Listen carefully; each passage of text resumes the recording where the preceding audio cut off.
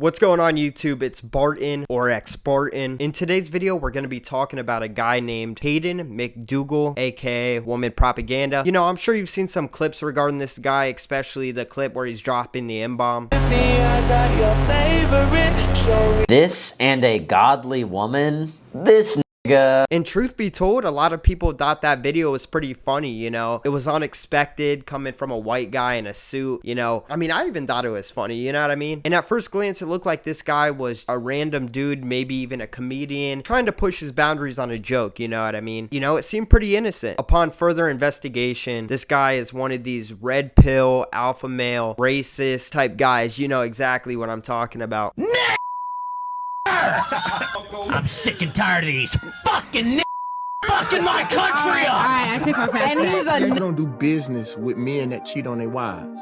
Basically, this video was, I'm a beta male, and I only work with other beta males. Yep. You can't trust guys like this. If anyone ever says, let me talk to my wife or some other shit like that, you're a fucking pussy. You do what you need to do. You don't have to explain yourself to the woman. She has to explain herself to you. That's how it goes. My favorite guys have always been guys that hate women. And I say hate like somewhat sarcastically, but Look at this man running away from a female cop. What a beta.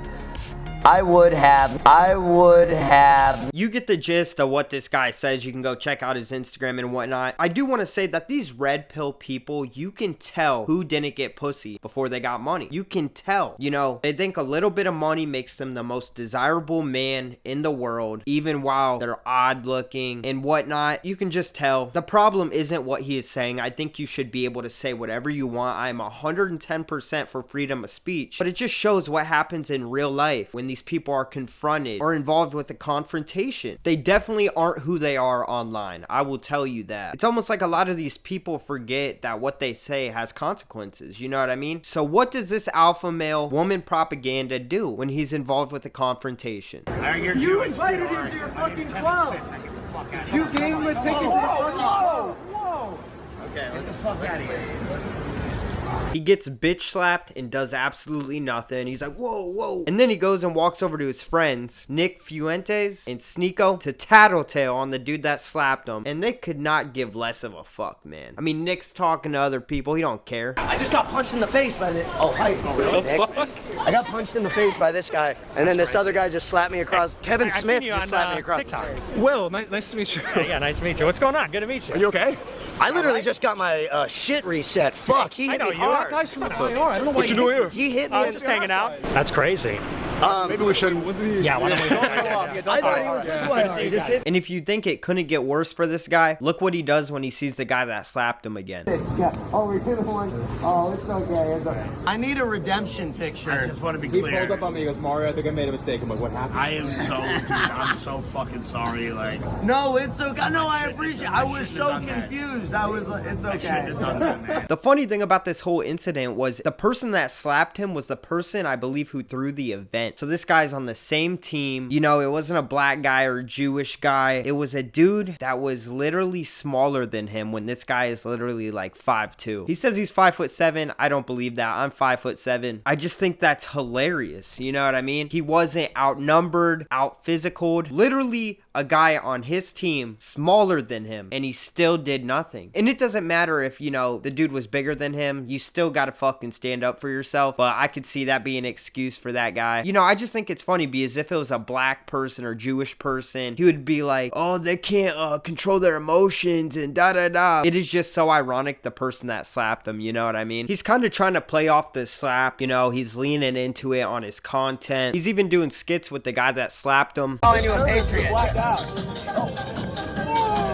Hey. He can do all that, but the people already know who you truly are. When it was go time, you were not ready to go. You know what I mean? We saw who you truly were. So he can play it off all he wants. You know, deep down that fucking hurt him. You know, deep down, you know, he was like, damn, my stock's gonna take a hit for sure. A few days ago, I actually joined his live stream. And when I initially got in there, he kept saying about how he was so famous and he invented a style of content creation on Instagram. I pioneered like a new type of content.